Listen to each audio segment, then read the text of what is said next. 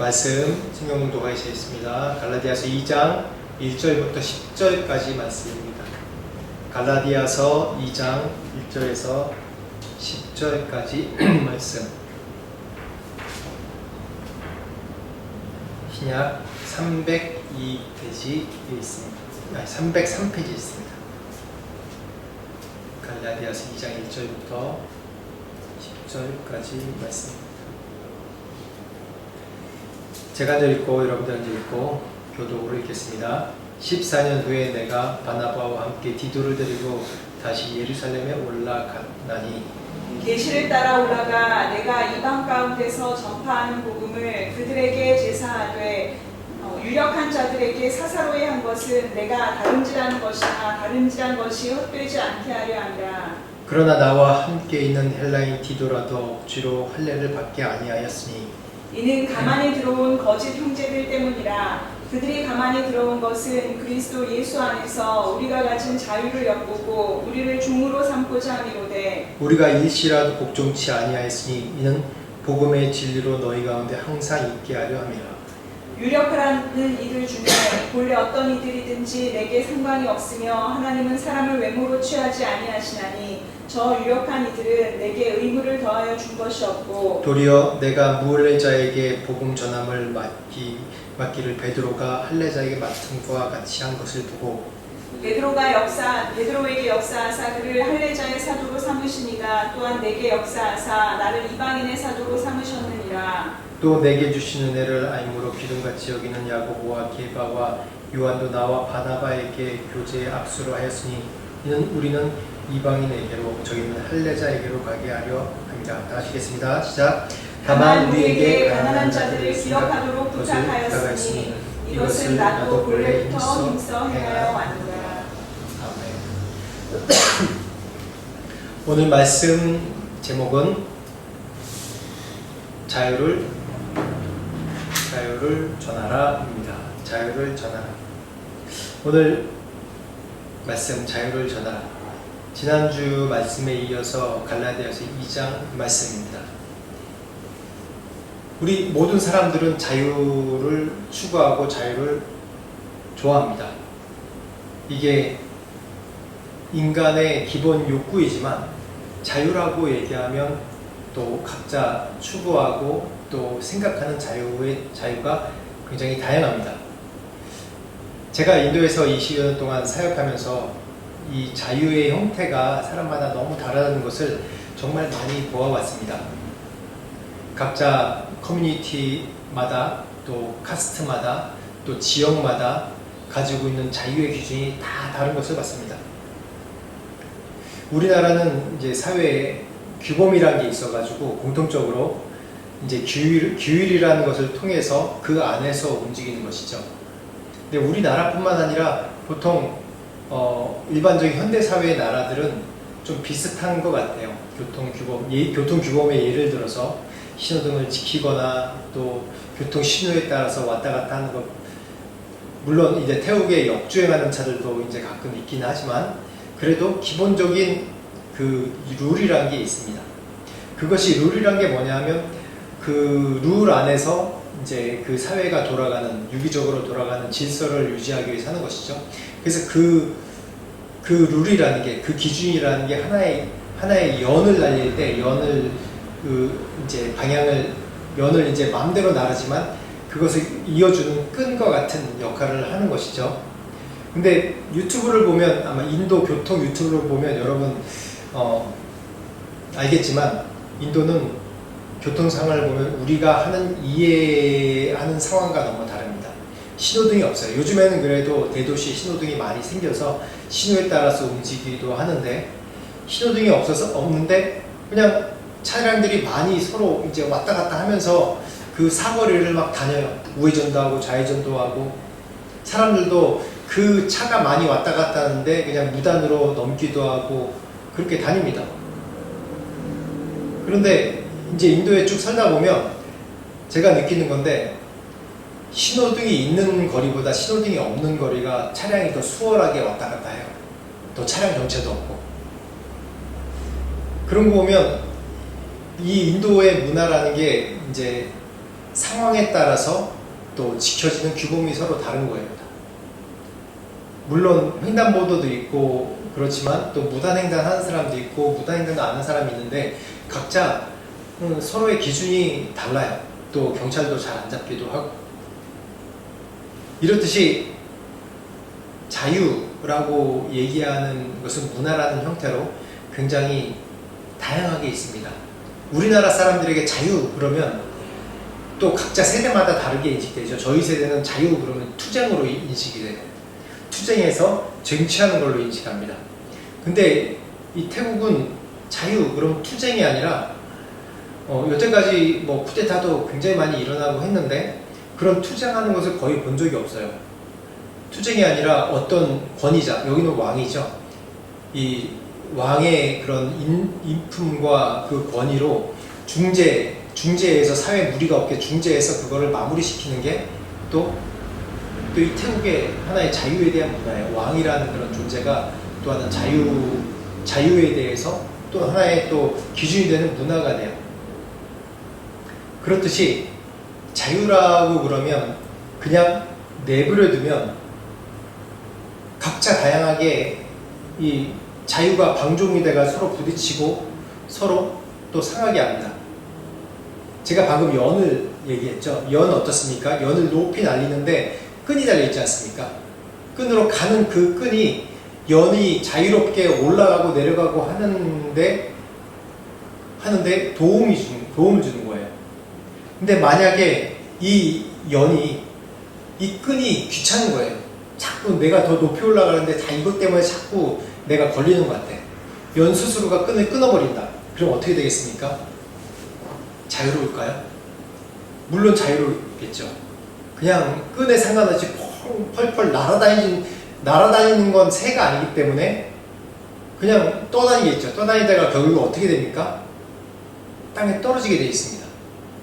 땅에 떨어져 있든지 호숫가에 박히든지 그런 게 연의 자연스러운 모습이에요.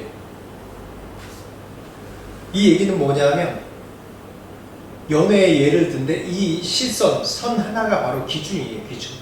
기준. 이 기준이 있어야지 이 연이란 존재도 자유롭게 올라가기도 하고 내려가기도 하고 할 수 있는 거지. 이런 끈 이 하나가 없으면은 연은 결국 멀리 떠다니는 것 같지만 결국 땅에 처박히게 돼 있어요. 우리 인간에게 에덴 동산이라는 그런 보호막이 있었습니다. 아담과 첫 인류에게. 근데 결국 아담과 하와가 이러한 자유의 기준을 넘었으니까 어떻게 됐습니까? 그 자유가 아니라 그 자유는 영생의 자유인데 영생의 자유가 아니라 영원히 죽음으로 땅에 처박히게 된 것이죠. 그래서 이 땅에 처박힌 연을 이어주려고 누가 오셨습니까? 바로 예수 그리스도가 이 땅에 오셨습니다. 예수 그리스도랑 연결되어 있어야지, 오직 예수 그리스도랑 연결되어 있어야지 이 연이 하늘로 날 수 있는 거예요. 예수 그리스도입니다. 그래서 하나님과 떨어진 이 끈을 이어주는 역할을 하는 것이 예수 그리스도예요. 이제 내 마음대로 방종했던 삶이 다시 하나님, 예수 그리스도께 연결됐을 때 우리는 진정한 자유를 얻게 되는 것이죠. 제가 연의 비유를 들었습니다. 자유 그러면 사전에는 뭐라고 나와 있냐면 남에게 얽매이거나 구속받지 않고 자기 마음대로 행동하는 것이라고 사전적인 정의로 나와 있어요. 근데 이걸 잘못 해석하면 사람들이 내 마음대로 한다고 생각해요. 내 마음대로, 기준이 없이 내 마음대로 하는 건 뭡니까? 방종입니다. 방종. 성경이 말하는 자유는 복음 안에서 자유를 얘기하는 거예요. 복음 안에서. 하나님의 진리 안에서 자유예요. 진리 안에서 자유를 얘기하는 겁니다. 그래서 이 갈라디아서 전체 말씀을 보면 이 두 가지로 얘기할 수 있는데, 다른 복음 없다라고 얘기하는 것이고, 또 하나는 복음 안에 자유가 있다는 거예요. 복음을 떠나서는 이 예수 그리스도를 믿는 복음을 떠나서는 다른 자유가 아니라는 거예요. 그런 자유는 연이 날다가 끈이 떨어진 것 같이 끈 떨어진 자유라는 거예요. 내가 그 자유를 이으려고 나의 노력, 나의 선행, 나의 경험으로 이으려고 하지만 결국 그것은 어느 순간 내가 정말 끈 떨어진 연이 되어버리듯이 그냥 떨어져서 지상에 처박히는 그런 처리밖에 안 되는 거예요. 즉 영원한 죽음으로 갈 수밖에 없다는 겁니다. 그래서 지난주에도 말씀드린 것처럼 정말 진짜로 예수로 충분하십니까? 라고 제가 질문하는 거예요. 그 예수가 내 안에 있을 때만이 진정한 자유를 누릴 수 있는 겁니다. 여기서 복음이라는 게 뭔가요? 이 하나님과 연결해주는 이 끈, 예수 그리스도의 복음이라는 게 뭔가요? 이 복음이라는 것은 첫째로 예수님을 믿는 것입니다. 내 입으로 예수님을 믿겠다고 고백하는 것이 이게 바로 기준이 되는 거예요. 자유의 기준이 되는 거예요. 또 하나, 내가 하나님의 자녀라는 확신을 가졌을 때, 내 입으로 고백하는 확신을 가졌을 때 이런 사람만이 진정한 복음 안에서 자유를 누리는 거예요. 이걸로 충분하다는 거예요. 이 하나로. 내가 예수 믿는데 이 하나로 충분하지 다른 내 노력이나 다른 것들이 들어오면 안 된다는 거예요. 내가 얼마나 열심히, 또 바울이 이전에 사울처럼 얼마나 열심히 복음 위해서 뭘 하나, 내가 유대교를 위해서 얼마나 노력하나, 그게 중요한 게 그게 아니라 오직 예수 하나로 충분하다는 거예요. 그럴 때 참으로 확신과 믿음, 평안이 온다는 것입니다. 자녀가 여러 부모가 필요하지 않잖아요. 자녀가 엄마 아빠만 있으면 충분하잖아요. 그런 것처럼 우리 모든 사람에게 바로 하나님 예수 그리스도 한 분만으로 충분하다는 겁니다. 그 안에서 사랑과 평화와 신뢰를 누리는 거예요. 이게 바로 끈이에요. 여러분, 고아나 과부나 나그네, 제가 지난주에 말씀드렸죠. 성경에서 고아, 과부, 나그네를 섬겨야 되는 것은 이게 가장 중요한 진리라고 얘기했어요. 구제에 있어서, 또 이웃사랑에 있어서 가장 기본되는 거예요. 라고 했어요. 고아, 과부, 나그네를 섬기는 것. 왜 그런가 한번 여러분 생각해 보십시오. 제가 방금 자녀가 여러 부모가 필요 없듯이 엄마 아빠 딱 부모만 있으면 모든 것이 가능해요. 모든 것이 안정됩니다. 저희가 선교지에 처음 나간 다음에 다시 제가 처음에 나갔을 때 좀 죽을 고비를 넘겼어요. 크게 아파가지고 한 2년 정도 이제 한국에서 쉬었다가 다시 선교지로 다시 나왔습니다. 인도로. 근데 그 기간 중에 저희 큰애가 이제 컸죠. 좀 한 4살? 4살 정도 됐나? 그 정도 됐을 거예요. 근데 다시 나오는데 한국에서 그래도 유치원 어린이집 다니면서 재밌게 놀잖아요. 근데 아이들이랑 같이 보통 한국의 기준으로 살지 못하는 인도로 나왔어요. 나오는데 불안한 건 우리만 불안한 거예요. 어떻게 인도 가서 아이들을 저만 불안한 거죠. 아이를 잘 좀 케어할 수 있나. 인도라는 환경이 어려운데. 그런데 아이들은 전혀 다르더라고요. 아이들은 엄마 아빠 하나만 있으면 어느 곳을 가든지 충분한 거예요.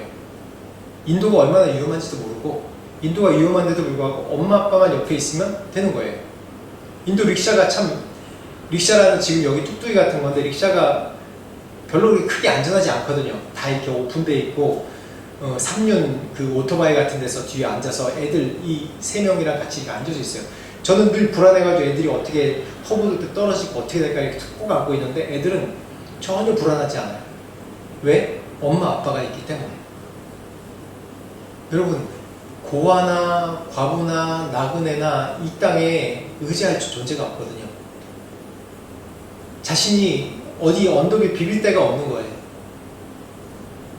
여러분, 부모가 있는 분은 이 세상에서 아무리 힘들고 어렵고 그래도 전적으로 나를 믿어주고 의지해주고 신뢰해주는 부모가 있기 때문에 그 존재 하나만으로도 그냥 가서 평안과 안정을 누리는 거예요. 그게 바로 내 이 세상에서 살아가게 하는 하나의 끈 되지 않습니까? 나이가 60이 넘고 70이 넘어도 부모님이 이제 다 돌아가시면 뭐라고 그러시지 않아요? 부모님이 이제 필요 없거든요, 사실. 나 혼자 사는데. 근데 뭐라고 하냐면, 나 이제 고아됐네. 그러면서 슬퍼하시는 거예요. 그 부모라는 존재가 그런 거예요. 그렇기 때문에 이 세상에서 우리가 고와 과부 나그네를 내 이웃 중에 가장 먼저 섬기라는 이유가 그겁니다. 근데 이 세상에서 그것과 같이 이 세상에서 우리가 예수 그리스도가 없는 인생이 바로 이런 인생이에요. 예수 그리스도가 여러분 안에 없잖아요? 그럼 어떻게 합니까? 내가 이 세상의 법칙이 뭐예요? 힘에 놀리고 이 세상에 운영하는 법칙, 힘과 권위, 누가 더 멋지게 보이고 힘에 놀리려다 지배되는 사회 아닙니까? 그래서 내가 높은 위치에 있어야 되고, 내가 돈을 많이 벌어야 되고, 내가 어떠한 권위를 가져야 되고, 그걸 위해서 그냥 정말 열심히 노력합니다. 왜? 인정받아야지 내가 이 세상에서 편하게 살기 때문에. 자식이 부모한테 인정받으려고 노력합니까? 노력 안 하잖아요. 저희 애들도 저희한테 인정받으려고 노력 전혀 안 해요. 오히려 협박을 해요. 협박을 부모한테. 특히 우리 딸 협박을 해요. 자기 잘못한 거 없대. 늘 보면 이 전화하면 전화 한 2번 3번 해야지 한 번 어쩌다 걸고 그러고 전화해서 처음에 왜요? 이 한마디예요. 아 참 이 얼마나 기다리고 애타게 기다린 딸내미 전화인데 왜요? 그만 한마디. 잘못한 게 없어. 만약에 우리 딸이 아니라 만약에 남이었어 봐. 어떻게 해요? 아니 목사님이 전화 한 2번 했는데 목사님 죄송합니다 그럴 거 아니에요. 그쵸? 여러분 안 그러겠어요? 안 그러면 버릇없는 거지. 목사님이 2번 3번 전화했는데 목사님 죄송합니다 전화를 못 받았네요. 메시지를 죄송합니다 늦게 하네요. 이틀 3일 지나서도 그렇게 하잖아요. 그쵸? 이놈의 딸내미 자식들은 왜요? 그 한마디야 그 한마디. 왜 그래요? 자기는 부모한테 자신감이 있는 거고 자녀니까 노력할 필요 없는 거예요. 내가 하나님 앞에 뭔 노력할 필요 있어요? 믿기만 하면 되는데. 내 자식이 나한테 그렇게 행동하는 거는 이 땅에 살면서 자녀라는 것이 내가 아빠, 딸, 아빠, 아들이라는 것이 변치 않기 때문에 그걸 믿기 때문에 어때요? 아빠한테 뭘 해도 자신감 있는 거예요. 심지어는 세상에서 내가 정말 실수를 해서 나쁜 짓을 했어도 부모 앞에 와서 엄마, 아빠 내가 이런 실수를 했어. 어떻게 해요? 이러지.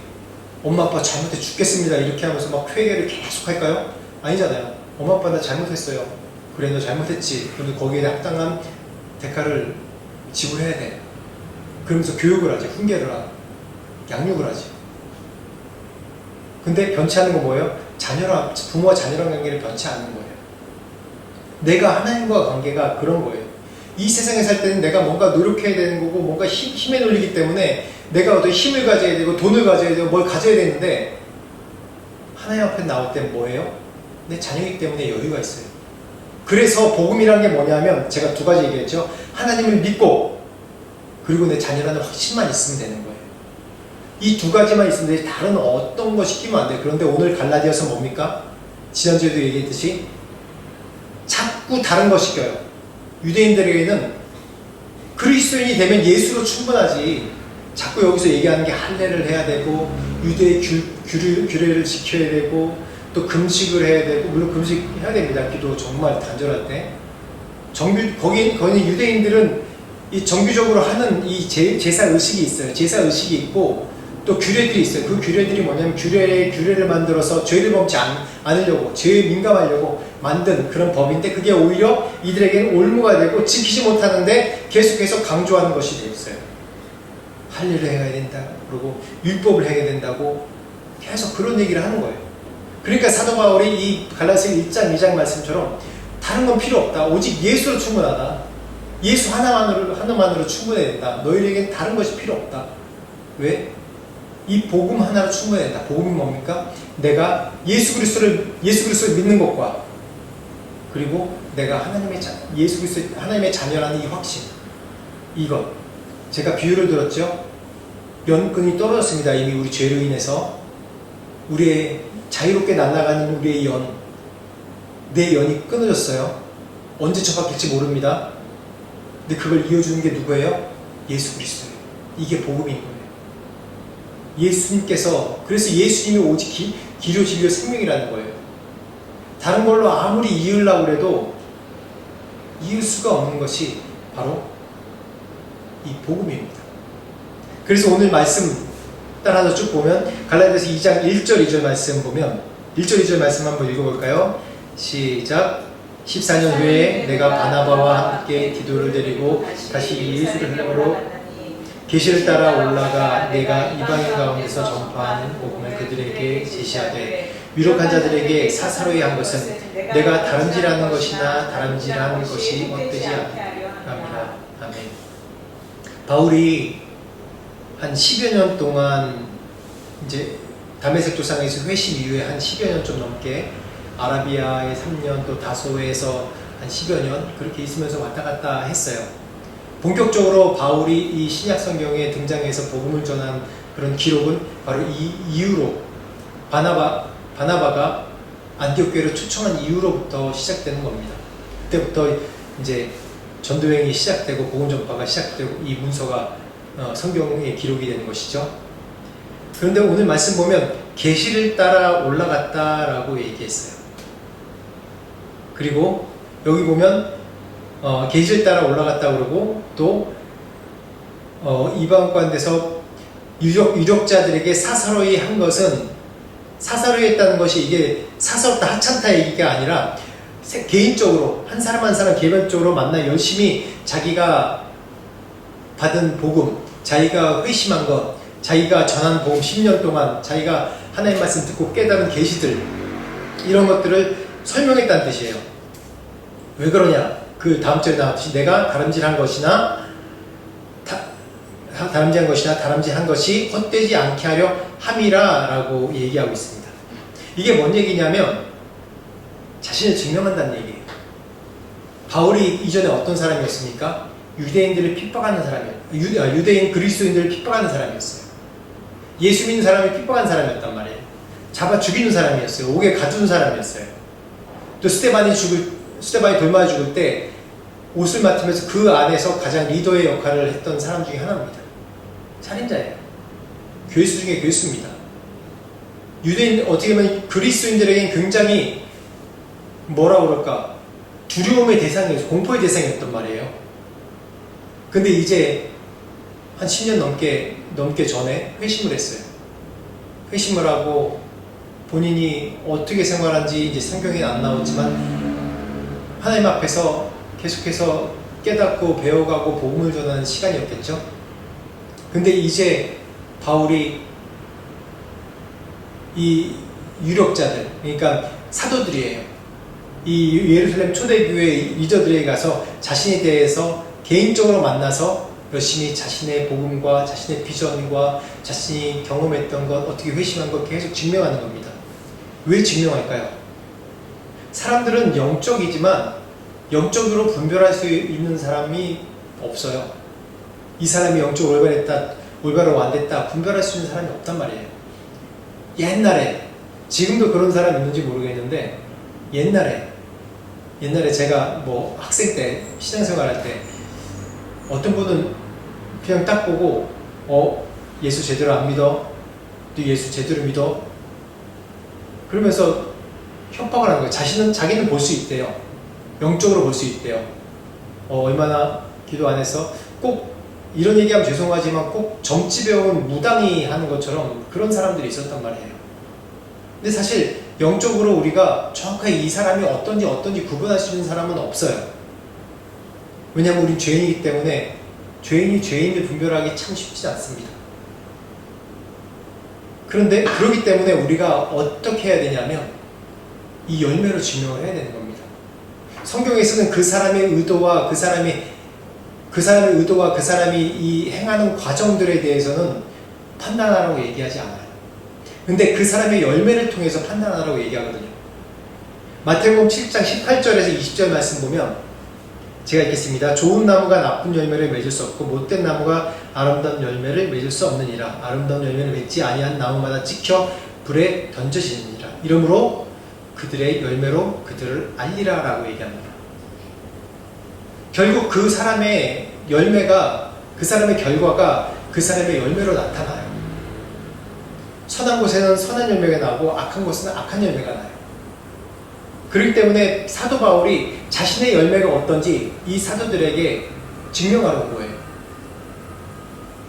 사사로이, 그러니까 개인적으로 가서 자신의 복음이 어떤지에 대해서 충분히 설명하고 자신의 부르심이 무엇인지 설명하는 거예요. 그래서 3절 말씀에 보면 3절 말씀 봅시다. 시작. 그러나 나와 함께 있는 헬라인 디도까지도 억지로 할례를 받게 하지 아니하였으니. 바로 여기서 나타납니다.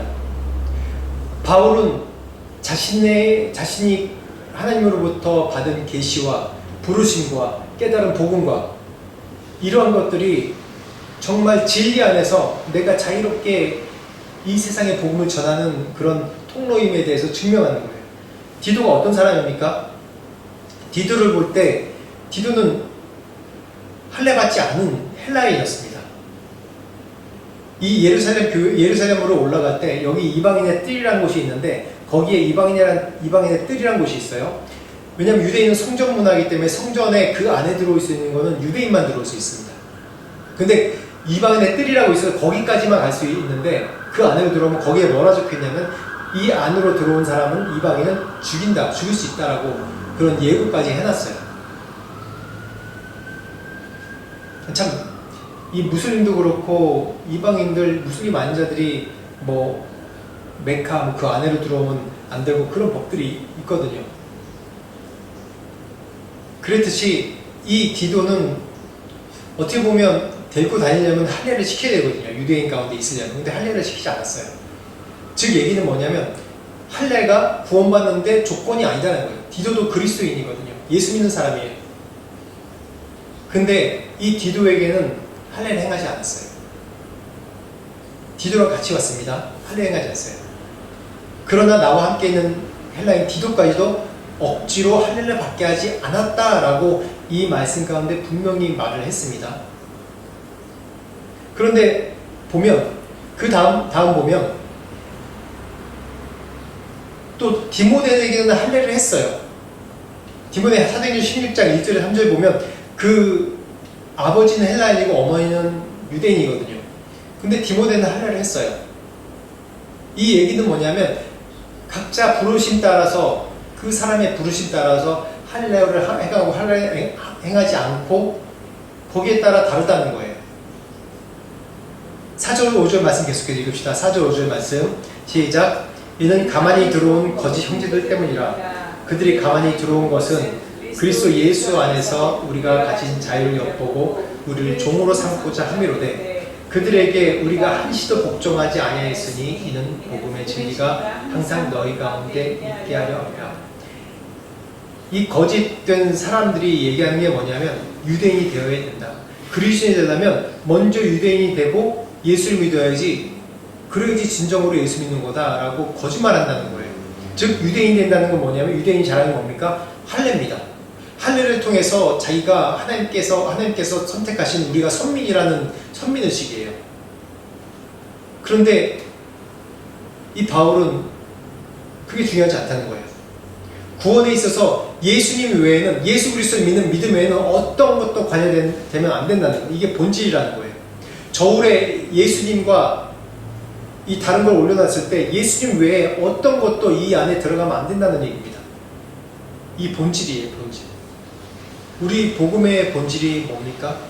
예수 그리스도 한 분이에요. 지난주에 이어서 제가 말씀드리듯이 예수님 한 분만으로 충분하다는 겁니다. 그 외에 어떤 것이 낄 수가 없어요. 디도 헬라인데 할례는 안 했습니다. 디모데 어머니는 유대인이지만 아버님이 헬라인입니다. 할례를 했습니다. 이렇게 한 것이 뭐냐면 내가 이 복음을 전해지기 위해서 어떠한 결정도 할 수 있다는 거예요.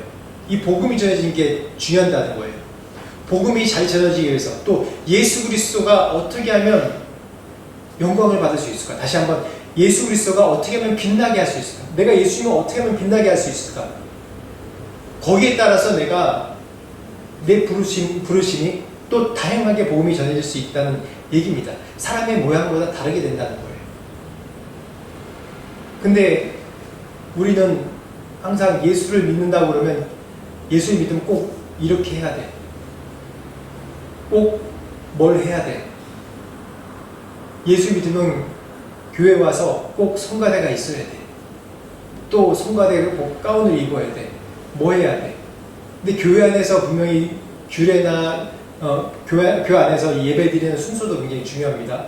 왜 순서를 통해서 또한 하나님 앞에 나가는 분들도 있어요. 또 그 순서가 인간이 만드는 순서가 아니라 레위기에 있는 그 예배, 제사의식 순서대로 또 가는 순서입니다. 어떤 교회는 그렇게 순서를 지키니까 그거 율법이야, 규례야, 그걸 판단하는 사람이 있어요. 제가 그래 왔었어요. 근데 그게 중요한 게 아니잖아요. 어떤 모양으로든 이 예배에 참석한 자, 이곳에 와서 예배 드리는 자에게 하나님께 나가는 길을 제시하면 되는 겁니다. 6절, 7절, 8절 말씀 봅시다. 6절, 7절, 8절 말씀 시작. 유력하다는 이들 중에 어떤 이들이든지 내게 상관이 없으며 하나님은 사람을 영으로 취하지 아니하시다니 저 유력한 이들은 내게 의무를 더하여 주셨고 도리어 그들은 내가 무할레자에게 복음 전함을 맡은 것이 베드로가 헬라자에게 맡음과 같은 것을 보았고 베드로에게 역사하사 그를 헬라자의 사도로 삼으시니까 또한 내게 역사하사 나를 이방인으로 사도로 삼으셨느니라. 예수 그리스도의 종으로 부름 받았지만은 각자 부르심이 다르다고 지금 설명하는 거예요. 왜냐하면 이미 이 예루살렘 초대교회 리더들 베드로, 야고보, 요한 다 만났죠. 만나서 개인적으로 만나서 자신이 만난 예수, 자신이 전하는 복음, 자신이 전하는 메시지, 자신이 따르는 진리가 정확하다는 것을 동일하다는 것을 증명받았습니다. 그러면서 자신은 이제 이방인에게 복음을 전하는 사도로 부르심 받았다고 증명하는 겁니다. 저희 교회가 추구하는 방향이 선교입니다. 저희 교회가 온누리 비전 교회죠. 온누리 비전 교회가 이름이 진 것이 이사야 49장 6절 말씀에 너희를 이방의 빛으로 삼아 이 열방 가운데 복음을 전하게 하겠다는 그 말씀이 저희 교회의 그 스테이트먼트입니다. 근데 이방의 빛 그러니까 그럼 선교교회로 해야 되나? 여러 가지 생각했어요. 근데 이방의 빛, 그러면 이방, 열방, 그리고 온누리가 또 열방이잖아요. 이게 또 우리나라 기독교에서는 또 대명사처럼 돼서 또 서빙고동 온누리 교회 있죠. 빛을 전한다. 빛 그러면 비전. 그래서 온누리 비전 교회로 또 이름을 정했습니다.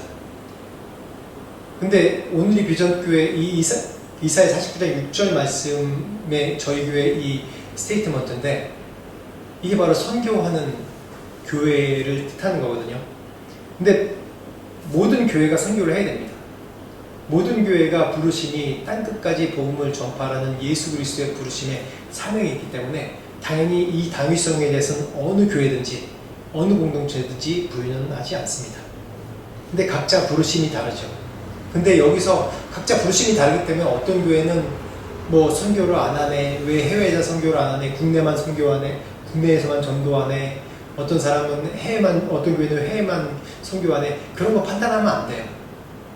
어떤 모양으로든 여기 보십시오. 베드로와 이 사도들은 이 예루살렘 안에 있는 유대인들에게 복음을 전하는 유대의 사도로 부르심 받았다고 하고 또 바울은 자신은 이방의 사도로 부르심 받았다고 정확하게 얘기하잖아요. 서로 다른 것이 없다. 일치했다라고 얘기하잖아요. 그랬듯이 어쨌든지 교회가 자신의 모양으로 어떤 모양으로든지 사명을 다합니다. 근데 저희 교회에 하나님께서 이끄시고 부르심이 또 이러한 모양이에요. 아직 교회가 개척교회고 아직 자립도 안 되고 힘든 상황 가운데 있지만 그래도 하나님께서 저희에게 주신 부르심이 이때라도 복음을 전하는 거예요. 저희가 이번 주 토요일 날 돌아오는 12월 20일 날 크리스마스 파티라는 제목으로 초대장을 만들었어요. 그리고 크리스마스 파티지만 우리의 목적은 전도 집회입니다. 오늘 주보에 보면 주보의 순서가 다 나와 있죠. 여기서 복음 제시하고 결신하는 게 거의 1시간 가까이 돼요. 왜냐하면 한국말과 태국어로 들어가기 때문에. 그리고 지금 방콕 은혜교회 현지교회랑 콜라보로 같이 합니다. 콜라보라는 얘기가 콜라보레이션인데 이게 동업한다는 거예요. 동업이라는 게 뭐예요? 같이 동일한 입장에서 같이 이 사역을 해나간다는 거예요. 저희가 태국에 있는 한인교회입니다. 그리고 지금 시대가 한국 사람의 위상이 굉장히 많이 올라갔어요. 저는 그 감을 다 완전히 느끼지 못하지만 젊은 사람들에게는 한국 사람 그러면, 특히 태국만 해도 한국 그러면 젊은 사람들은 다 뭔가 뭐 잘 사는 나라뿐만 아니라 뭔가 이게 선망의 대상의 나라가 됐어요. 우리나라. 한국 사람 그러면 뭔가 이게 다르게 보이는 거예요. 우리가 옛날 어렸을 때 어디 소풍 가면 그 하얀 백인이 오면 우와 백인이다 그러면서 와 미국 사람이 와 미국이다 선진국이다 막 그러면서 그렇게 보는 것처럼, 그런 거랑은 좀 다르지만 그렇게 선망의 대상으로 보고 있어요. 우리는 선교지에 있는 한인교회입니다. 한국인 교회예요. 이 주변 사람들이 다 알고 있어요. 이거를 우리에게 주신 이 현장 선교지 최전방에 있는, 아직도 1%도 예수 믿는 사람이 안 되는 이 태국에 한인 교회가 있다는 것은, 지금 이 에까마의 이 중앙에 한인 교회가 있다는 것은 이 지역 사람들에게 복음을 전하는 거 아니겠습니까? 물론 한국 사람에게 복음을 전해야 되는 이 한인 교회지만. 그래서 현지 교회랑 콜라보를 했어요. 그래서 저희 교회는 전적으로 섬길 겁니다. 뒤에서 음식을 나누고 서빙하고 섬기면서 앞에서 프로그램 진행하고, 여기 뭐 인형극도 있고 뭐 찬양도 있고 다 그런데, 현지 교회 방콕 은혜교회에 와서 여기 와가지고 그 인형극도 하고 그런 사역을 같이 할 거예요. 그러면서 복음 전할 겁니다. 이런 식으로, 이런 형태로 하는 교회가 얼마나 있는지 모르겠어요. 근데 하나님께서 저희들에게 아이디어를 주시고 이 현지 교회랑 연결되게 하시고, 같이 현지 교회랑 또 같은 동역자로, 우리가 섬기는 자로 섬기는 주로 이렇게 이러한 복음전도 사역을 하게 하셨어요. 지금 계속해서 준비해 나가고 있고, 정말 우리가 기도가 필요한 거예요.